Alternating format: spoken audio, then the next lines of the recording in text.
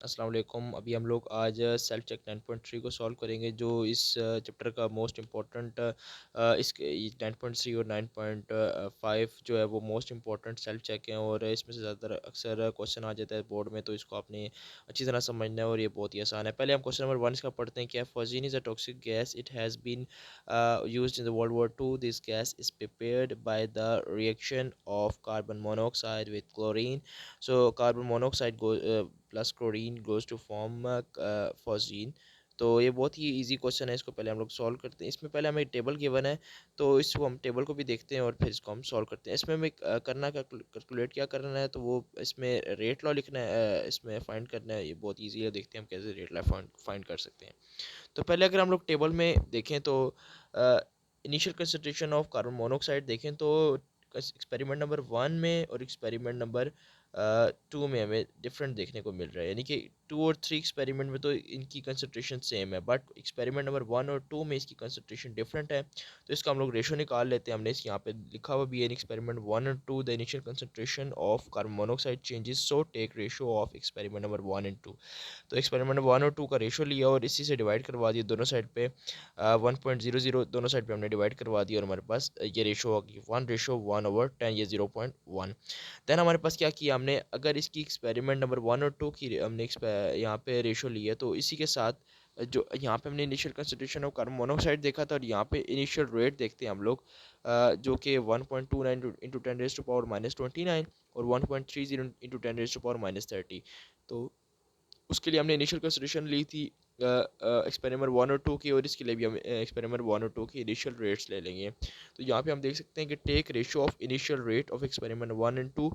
तो experiment number 1.29 into 10⁻⁻29 and 1.30 into 10⁻⁻30, दोनों side पे हम इसको डिवाइड करवा देंगे और सेम टू सेम वो जो हमने ऊपर आंसर आया था वो भी सेम टू सेम यहाँ पे भी आ गया, 1:1/10।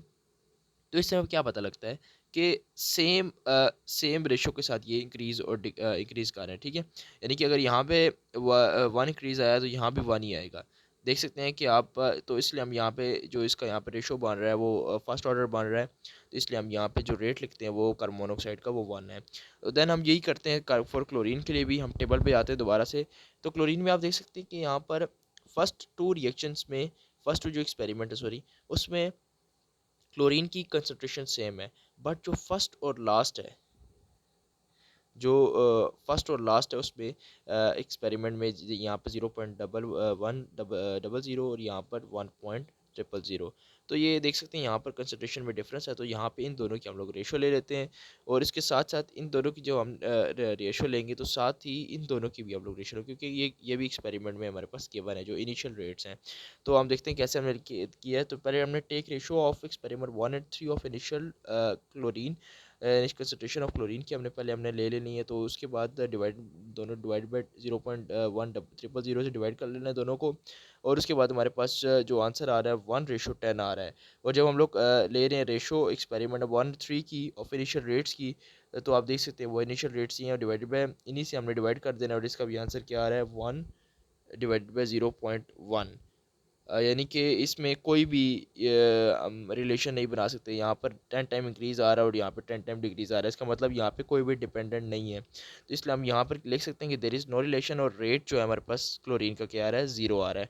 और मुकम्मल जो रेट लॉ बन रहा है वो कार्बन मोनोऑक्साइड का 1 बन रहा है और क्लोरीन का 0 बन रहा है। रेट लॉ जो है वो इस तरह लिखते हैं, इसमें हम क्लोरीन ना भी लिखें तो कोई मसला नहीं है।